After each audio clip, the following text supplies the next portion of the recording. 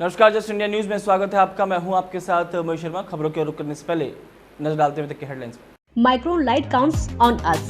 Group of Industries. Asian Color Coated Spark Limited. Oscar Super Specialty Hospital and Trauma Center. Rush Cars Private Limited. Showroom for test drive. Be Fast Fit.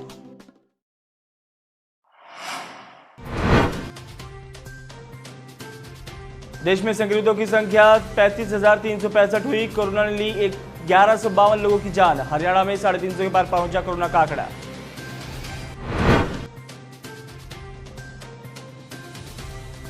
केंद्र सरकार ने lockdown को 17 मई तक बढ़ाने का लिया फैसला। हवाई सफर, train, interstate bus service, school, college रहेंगे बंद। पेट्रोल, डीजल, सब्जी के दामों में बढ़ोतरी पर पूर्व सीएम हुड्डा की प्रतिक्रिया। हुड्डा बोले, लोगों की उम्मीदों और विपक्ष के सुझावों के विपरीत।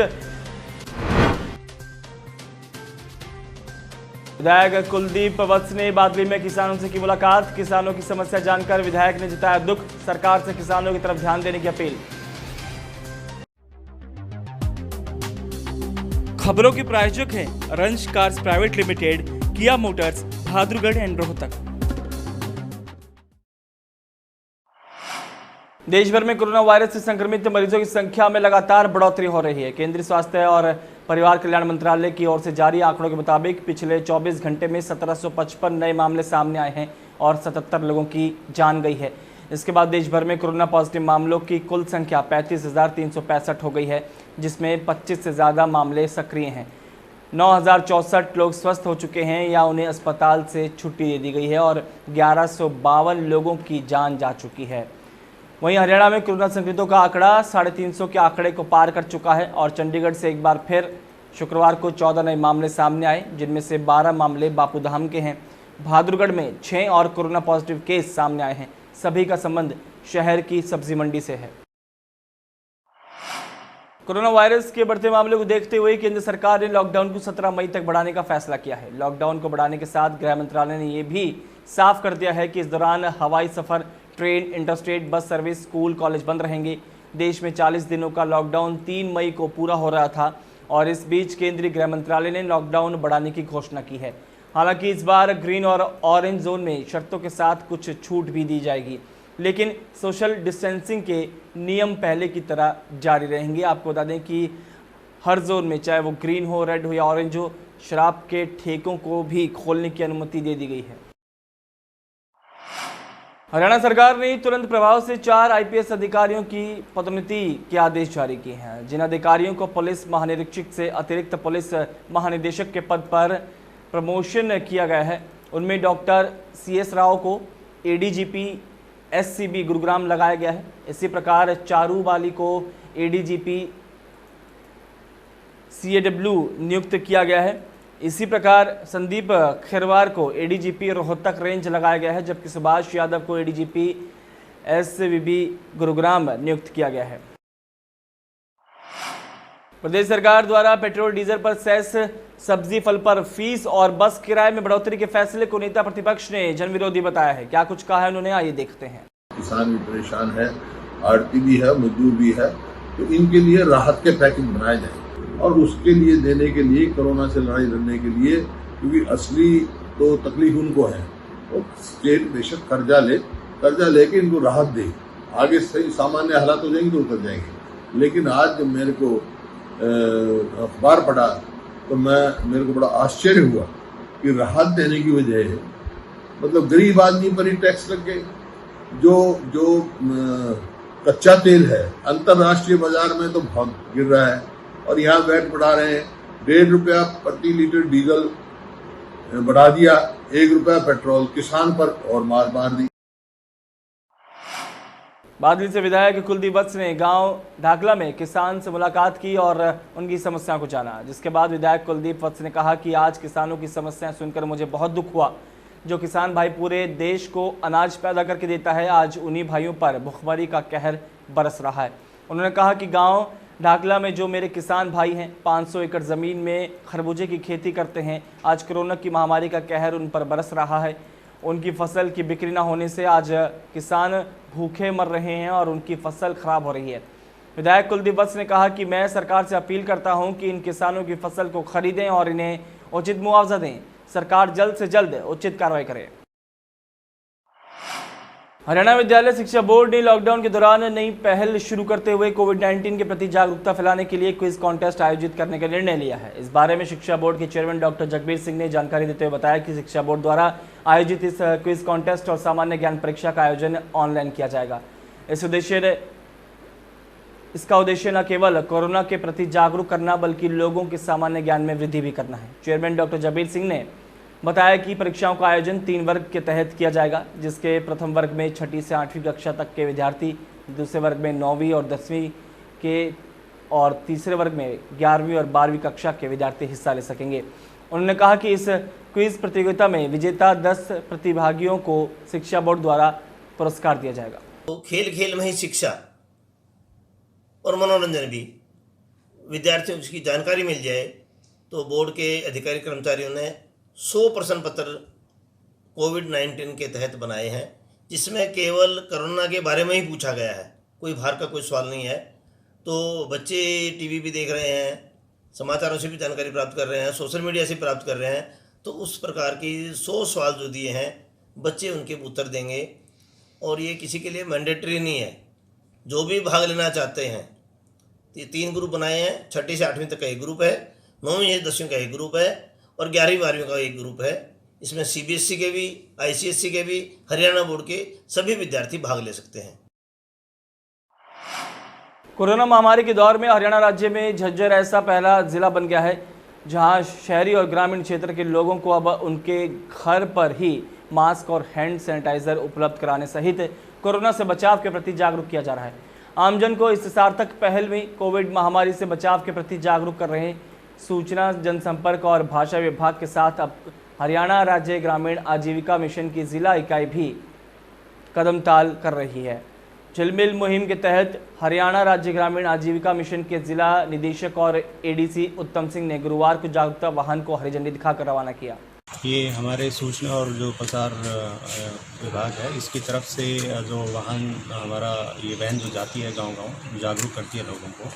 अब इसमें हम मास्क और जो सैनिटाइज़र है ये भी उपलब्ध करा रहे हैं। जिस किसी को बाज़ार में मास्क नहीं मिल रहा है, गांव में उपलब्ध नहीं है, शहर में उपलब्ध नहीं है, तो वैन के थ्रू हमारे सेल्फ हेल्प ग्रुप की महिलाएं जो अपना प्रोडक्ट भेज रही हैं वो ख़रीद सकते हैं और इसमें लोगों को भी सहूलियत होगी। सूचना के साथ साथ उनको मास्क और सैनिटाइजर के साथ साथ उपलब्ध हो।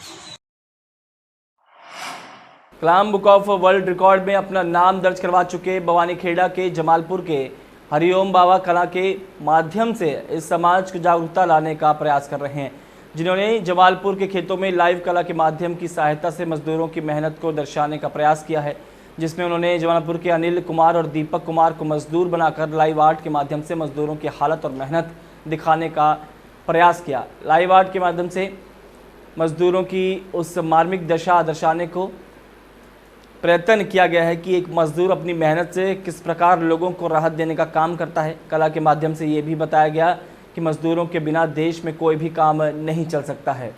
मैंने वॉल पेंटिंग के द्वारा कोशिश की है जन जन तक पहुंचाने की कि मास्क का प्रयोग करें, उचित दूरी बनाए रखें, लॉकडाउन का पालन करें और भीड़ भाड़ के स्थानों पर ना जाएं। छींकते व खांसते वक्त अपने मुंह पर रुमाल या कपड़ा रखें और सरकार के दिशा निर्देशों का पालन करें। डॉक्टर की सलाह बगैर कोई दवाई ना लें। मैंने अपनी कला के द्वारा ये समझाने की कोशिश की है और एक अपनी कला का योगदान। रोहतक उपायुक्त RS वर्मा ने आज ग्रीन जोन, रेड जोन और ऑरेंज जोन को लेकर अहम जानकारी दी है। RS वर्मा ने कहा कि केंद्रीय गृह मंत्रालय द्वारा कोविड-19 के संदर्भ में रेड और ग्रीन जोन निर्धारित किए गए हैं। लॉकडाउन के दौरान फंसे हुए दूसरे राज्यों के नागरिकों को उनके मूल राज्य में भिजवाने हेतु सरकार द्वारा अनुमति प्रदान की गई है और जिसके बारे में यातायात योजना तैयार की जा रही है। जिला प्रशासन द्वारा कोविड-19 के सामुदायिक संक्रमण को रोकने के लिए मंडियों में आम जनता के प्रवेश पर पाबंदी लगाई गई है। दिल्ली के आज़ादपुर सब्जी मंडियों में कोविड-19 का संक्रमण संज्ञान में आया है और इन मंडियों में आने जाने वाले आढ़तियों से ही संक्रमण फैलने का अंदेशा बना हुआ है, जिसके लिए जिला प्रशासन द्वारा आढ़तियों के भी सैंपल लिए जा रहे हैं। कोरोना वायरस के बढ़ते प्रकोप को देखते हुए रोहतक में ड्यूटी पर तैनात पुलिसकर्मियों के स्वास्थ्य की भी जांच की गई। इस दौरान डॉक्टर्स की टीम ने शहर में लगे नाकों पर जाकर पुलिसकर्मियों के टेस्ट किए और इस दौरान डॉक्टर्स ने बताया कि रोहतक में अभी तक कोई भी पुलिसकर्मी में कोरोना के लक्षण नहीं मिले हैं, जो कि एक अच्छा संकेत है। बता दें कि जब से लॉकडाउन हुआ है तभी से कोरोना से छिड़ी जंग में पुलिस विभाग डटकर मुकाबला कर रहा है और शहर में कानून व्यवस्था बनाए रखी है। द्वारा ना रूटीन में हेल्थ चेकअप जब से लॉकडाउन शुरू हुआ था उसी टाइम ये शुरू कर दिया गया था। हम सारे जवानों का एक बार हेल्थ चेकअप कर चुके हैं, दोबारा से रिपीट ये चल रहा है सारे जवानों को। अभी तक हमारे सारे जवान फिट मिले हैं, किसी जवान को कोई लक्षण नहीं किसी प्रकार का, सारे अच्छे तरीके से ड्यूटी कर रहे हैं, सभी जवान फिट हैं। लॉकडाउन के दौरान ड्यूटी पर तैनात महिला पुलिसकर्मी भी किसी योद्धा से कम नहीं। जस्ट इंडिया ने इन महिला योद्धाओं से बात की, क्या कुछ कहा है उन्होंने, आइए देखते हैं। नौकरी और घर के बीच में आप ये एडजस्ट कैसे कर रही हो? सर एक्चुअली ड्यूटी पहले है और फैमिली भी है, बट इस टाइम पे जो कोरोना वाला सिस्टम चल रहा है इसमें मतलब ऐसी चीज टाइम हो रखा है कि बंदा अपनी जान बचाने की सोच रहा है और हमारी तो जो भी ऐसी है कि हम पहले पब्लिक की प्रोटेक्शन करेंगे, बाद में फैमिली भी है और हमारा खुद का भी है। और कई जगह पुलिस वालों को सम्मानित किया जा रहा है, ठीक है? बिल्कुल सर, जो अच्छी ड्यूटी कर रहे हैं उनको सम्मानित किया जा रहा है, बाकायदा ड्यूटी सभी अच्छी कर रहे हैं सर। पर कई बार ऐसी सिचुएशन हो रही है कि कुछ इंसान ऐसे हैं जो उस ड्यूटी में बाधा डालने का काम भी कर रहे हैं। नौकरी और घर के बीच में आप एडजस्ट कैसे कर रहे हो? एडजस्ट नौकरी सबसे पहले है, बच्चे बाद में। घर जाते हैं, जैसे टाइम मिलता है घर जाते हैं, बच्चों से दूर रहते हैं, बाहर रहते हैं। पहले अपना बाहर सैनिटाइज़र करते हैं, वर्दी भी कपड़े भी सारे सैनिटाइज़र करके बाद में अपना नहाते धोते हैं। उसके बाद 1.5-2 घंटे के बाद बच्चों के पास और बच्चों को पहले हम बता देते हैं फ़ोन करके भी घर आ रहे हैं, सैनिटाइज़र बाहर गेट पर रख दिए, पूरा शरीर को सैनिटाइज करते हैं और फिर उसी के बाद होना जाते हैं, वहाँ बत्ती वगैरह निकालते हैं, उसको सर्फ में जैसे गर्म पानी में अपना धो धाकर और बाद में नहा धोकर फिर भी हम बच्चों से दूर रहते हैं। Oscar super speciality hospital and trauma centre.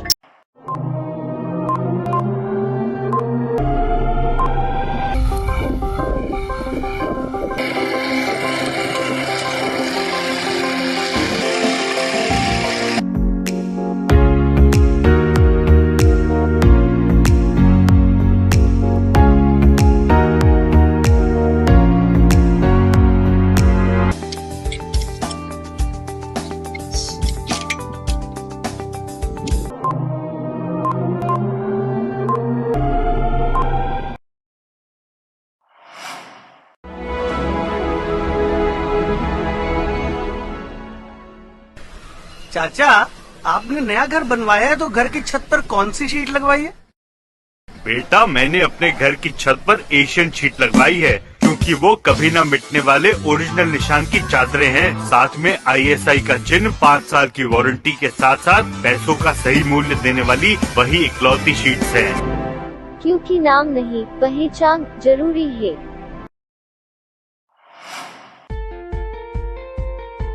Be Fast Fit, India's fastest growing fitness chain, now at Rohtak D Park and biggest fitness club. Services like cardio, full strength and free weight stations, CrossFit, group classes, aerobics, yoga, Tabata training, high intensity training with professional trainers, steam bath and sauna bath. Be Fast Fit, be the best of yourself. Right to addition reserved.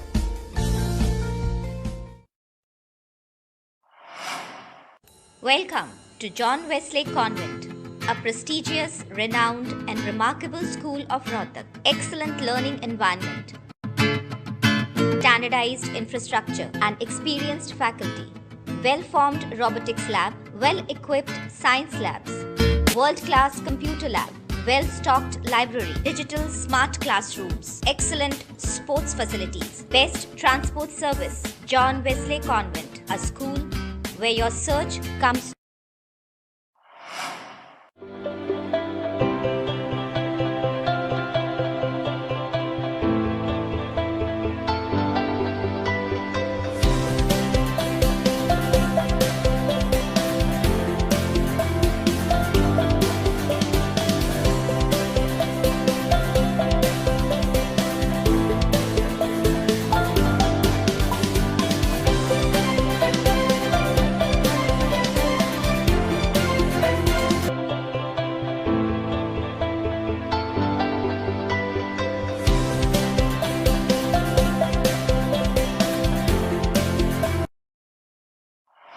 इस bulletin में फिलहाल इतना ही, दीजिए इजाजत, नमस्कार।